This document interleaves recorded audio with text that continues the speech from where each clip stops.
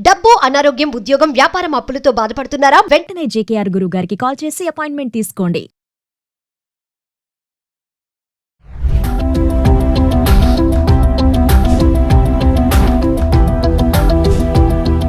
నమస్తే, welcome back to Suman TV. ప్రస్తుతం మనతో పాటు ఉన్నారు ఫ్యామిలీ కౌన్సిలర్ రజనీ రామ గారు. నమస్తే మ్యామ్. నమస్తే నవీన. మేడం, ఒక సలహా గురించి మాట్లాడుకుంటే, పెళ్ళై 4 years అయింది, వదినతో మంచి ఫ్రెండ్షిప్.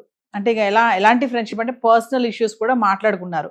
ఆమె యొక్క బాయ్ ఫ్రెండ్ గురించి, బాయ్ ఫ్రెండ్తో ఉన్నటువంటి ఆ పరిచయం గురించి అన్నీ మాట్లాడేసుకుంటే, ఇప్పుడు ఏంటంటే ప్రజెంట్ ఇద్దరు గొడవలు అయిపోతున్నాయి. వదిన మరదలకి ఏంటంటే దెప్పి పొడుస్తుంది వదిన, నువ్వు అట్లా, నువ్వు ఇట్లా, నువ్వు వాడితో తిరిగావు, వీటితో తిరిగావు అని చెప్పేసి.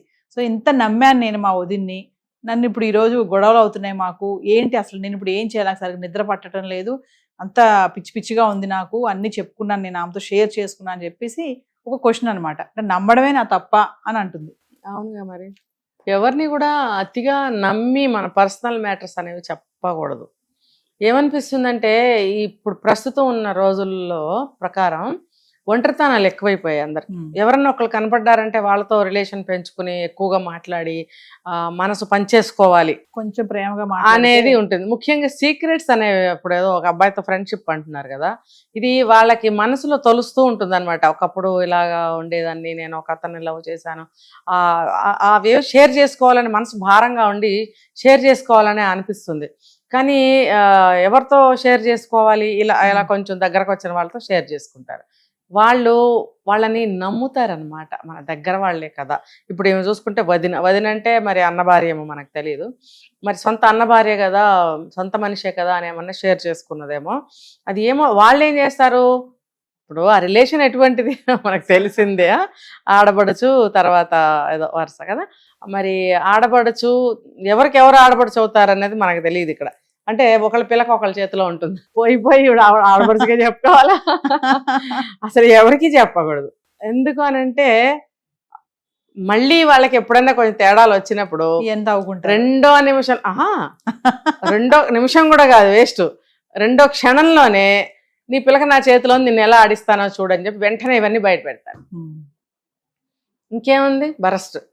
అందుకని చెప్పి ఎప్పుడు ఎంత మంచిగా ఉన్న కాలంలో అయినా సరే, నిజంగా నేను చెప్తున్నాను నవీన గారు, సొంత అక్క చెల్లెళ్ళైనా అన్నదమ్ములైనా సరే వాళ్ళతో కూడా షేర్ చేసుకోవద్దు పర్సనల్ విషయాలు. నో, నేను 100% చెప్తున్నా ఈ మాట. ఎందుకంటే సిబ్లింగ్స్ మధ్యలో కూడా అసూయ ద్వేషాలు ఎంత రగిలిపోతున్నాయి కదా. ఏ మాత్రం మనం మన సొంత మనుషులే కదా అని షేర్ చేసుకుంటే కూడా అక్క చెల్లెలైన అన్న తమ్ముళ్ళైనా అసలు ఎట్టి పరిస్థితుల్లో వద్దే వద్దు, అసలు అనవసరం. తేడా వస్తే తేడానే అంతే. వెంటనే వాళ్ళు దాని మీద పిన్ చేసి మనల్ని మానసికంగా చిత్రవధ చేస్తారు. చిత్రవధ. ఇక వదిన ఇంకెంత దూరమో చూడండి. వెళ్ళిపోయి నువ్వు ఆవిడతోనే చెప్పుకున్నావు, చక్కగా నీ నరకం నువ్వే సృష్టించుకున్నావు.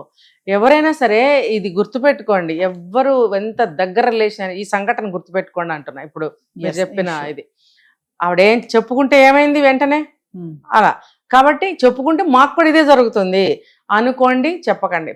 పెళ్ళికి ముందు మీకు ఏదైనా అఫైర్స్ మ్యాటర్స్ ఏమన్నా ఉన్నా సరే అవి పెళ్ళితోనే సమాధి చేసేయండి, అది బయటకు తీసుకురాకండి మీరు. అసలు ఒకవేళ మీకు ఏదైనా సంబంధం అనే కాదు, ఏదైనా ఏ రహస్యమైనా కానీ అసలు వద్దు, మీరు పెళ్లితోనే సమాధి చేసుకోండి. అసలు మర్చిపోవాలి, మీరు కూడా సమాధి చేసేసుకోవాలి.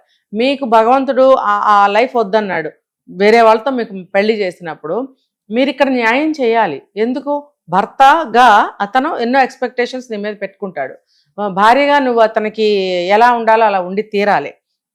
మరి అతనికి భార్య అయినప్పుడు నీ బాధ్యతలు నువ్వు నిర్వర్తించాలి. మరి అతను కోరుకుంటాడు, అది సహజంగా ఉండే రిలేషనే. ఏదైనా సరే, ఒక ప్రేమను పంచడమే కానీ, వండి పెట్టడమే కానీ, ఇంటి పనులే కానీ, అతనితో బెడ్ షేర్ చేసుకునే విషయం కానీ, భర్తతో సంపూర్ణంగా ప్రశాంతంగా స్వచ్ఛంగానే ఉండాలి. ప్రీవియస్ ఏదో యాక్సిడెంట్ అనుకొని మర్చిపోవడమే, లేదా మీకు పాసిబిలిటీ ఉంటే వాళ్ళనే పెళ్లి చేసుకోండి. కుదరలేదు, వేరే వాళ్ళని చేసుకోవాల్సి వచ్చింది అన్నప్పుడు, ఇంకా అది జరగలేదు మీ లైఫ్లో అంటే అసలు థాట్లోంచి తీసేయాలి మీరు.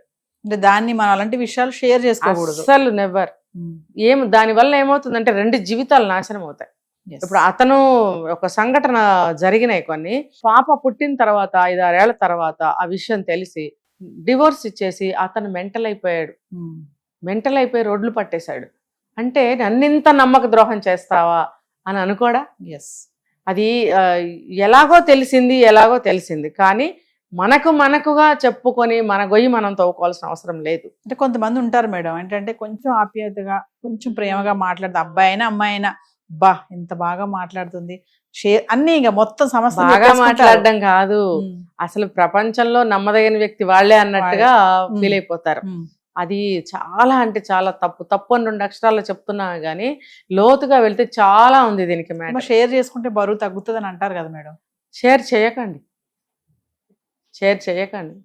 ఏం బరువు తగ్గుతుంది? ఇంకా బరువు పెరిగిందిగా మరి ఇవిడికి. ఇక్కడ ఆవిడ అదే పట్టుకుని పిన్ చేసి సాధించి ఆ క్రమంలో ఏమవుతుందంటే కోపాలు పెరిగి బయట ఇంకోళ్ళకి కూడా చెప్తుంది, ఇగో ఇలాంటి పని చేసిందని. నేను చెప్పిన సంఘటనలో అలాగే జరిగింది, సేమ్ టు సేమ్.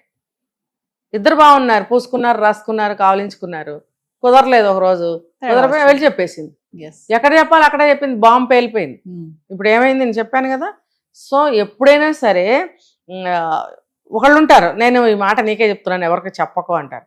అప్పటి నుంచి వాళ్ళకి కడుపులో నొప్పి స్టార్ట్ అవుతుంది. అది ఇంకోళ్ళకి చెప్పాలి, మళ్ళీ చెప్తారు లాస్ట్ ఎవరికి చెప్పొద్దు అనేసి హింట్ అనమాట. అది ఏమవుతుందంటే ఇంకొకళ్ళకి వెళ్తుంది, వాళ్ళు కూడా వాళ్ళకి అలాగే చెప్తారు. మొత్తానికి తెలుస్తుంది, ఒకళ్ళకి కూడా చెప్పకండి, అవసరం లేదు. వాళ్ళు ఏం చేస్తారు? ఏమి చేయరు, ఆర్చరు, తీర్చరు. నీ బాధ నీది, ఆల్రెడీ ఇష్టమైన వ్యక్తిని కోల్పోయానని బాధ నీది. కొత్త బాధ ఎందుకు నువ్వు తెచ్చుకుంటావు? మళ్ళీను మగాళ్ళైనా సరే అవసరం లేదు. మీరు కాంప్రమైజ్ అయ్యారు, ఒక నిర్ణయానికి వచ్చారు, వాళ్ళని వదిలేసి పెళ్లి చేసుకోవాలని అనుకున్నప్పుడు వీళ్ళకి న్యాయం చేయాలి కదా మీరు. లేకపోతే ఏదేదో సినిమాల్లో చూపించినట్టు నేను ఆమెను ప్రేమించాను, నీ దగ్గరికి రాలేను అని డైలాగులు కొడుతుంటాడు హీరో. అది తప్పది. అలాంటివి చూపించబట్టే సమాజం పాడైపోయింది. కాబట్టి ఎవరికి చెప్పకూడదు, జీవితాలు నాశనం అయిపోతాయి. కాబట్టి ఎంత నమ్మినా సరే మీరు మామూలు మాటలు మాట్లాడుకోండి, ఇచ్చుకోండి, పుచ్చుకోండి, మీ ప్రేమలు పెంచుకోండి, మీ రిలేషన్ చక్కగా కంటిన్యూ చేసుకోండి. కానీ రహస్యాలు అనేవి చెప్పుకోవాల్సిన అవసరం లేదు. గతం తిరిగి రాదు, అర్థమైందా? కోల్పోయిన వస్తువు ఏది తిరిగి రాదు. అనవసరంగా మీ కింద మంట మీరే పెట్టుకుని మీ జీవితాలను మీరే కూల్చుకున్న వాళ్ళు అవుతారు. కాబట్టి సింపుల్గా చెప్పాలంటే ఇంతే నవీన, అసలు చెప్పవలసిన అవసరమే లేదు. ఎన్నో వచ్చేస్తాయి తర్వాత ప్రాబ్లమ్స్. భర్తతో ఇంకా గొడవలు వస్తే మళ్ళీ డివోర్స్ లేక, పిల్లలుంటే పిల్లలు అన్యాయం అవుతారు కదా. అప్పుడు ఏం చేయాలో తెలియక మళ్ళీ ఆత్మహత్యలు, హత్యలు, అంతే. అదే లైన్ అలా వెళ్తూ ఉంటుంది. కాబట్టి కొన్ని మీరు ఆలోచించుకోవాలి. మీ వయసుకు మీరు విచక్షణతోటి ఇది అవసరమా, ఎవరికైనా అవసరం ఉందా, అట్లీస్ట్ ఖుద్దు తనకైనా అవసరం ఉంటుందా? గతించిపోయిన విషయం లేదు కదా. అలాంటిది ఇంకొకరితో చెప్పడం వల్ల ఏంటి ప్రయోజనం? లేనే లేదు. కావాలంటే మీరు ప్రశాంతంగా ఖాళీగా కూర్చున్నప్పుడు మీకు పాస్ట్లో మంచి స్వీట్ మెమరీస్ ఏమైనా ఉంటే హాయిగా ఎంజాయ్ చేయండి, ఆ మెమరీస్ని గుర్తు తెచ్చుకోండి. అది మీకు మనసు భారాన్ని తగ్గిస్తుంది, ఎంతో ఉత్సాహాన్ని, హ్యాపీనెస్ని ఇస్తుంది. ఎందుకంటే అంటే కోల్పోయినప్పుడు ఉత్సాహం, హ్యాపీనెస్ ఎలా వస్తుంది మేడం అంటారేమో మీరు. మీరు కావాలనే వద్దనుకునే ఈ పెళ్లి చేసుకున్నారు కదా. ఇక్కడ ఈ విషయాన్ని గట్టిగా గుర్తుపెట్టుకోవాలి. ఒకవేళ పెద్దలు ఒప్పుకోలేదు అనుకుందాం, ఒక కాజ్ అనేది అక్కడ ఉంది.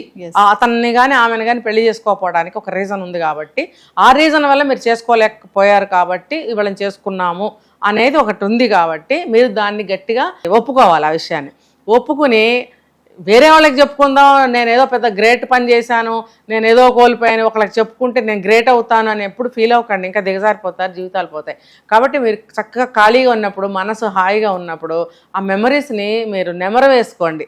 అప్పుడు మేము ఎలా ఉన్నాము, ఎంత హ్యాపీగా ఉన్నాము అనేది మీరు నెమరు వేసుకుంటే, ఎవరితోనో చెప్పుకుంటే దిగిపోయే గుండె భారము ఇలా మెమరీస్ నెమరు వేసుకుంటే కూడా గుండె భారం తగ్గుతుంది. కొత్త ఉత్సాహం, కొత్త హ్యాపీనెస్ కూడా వస్తుంది. సరేలే ఇప్పుడు అవన్నీ అయిపోయినాయి కదా, నేను వద్దనుకునే కదా ఈ పెళ్లి చేసుకున్నాం, ఇప్పుడు ఎందుకులే అవన్నీ జ్ఞాపకం చేసుకోవడం అని మీకు మీరే చెప్పుకుని లేచి వెళ్ళి మీ పని చేసుకుంటారు. Thank you.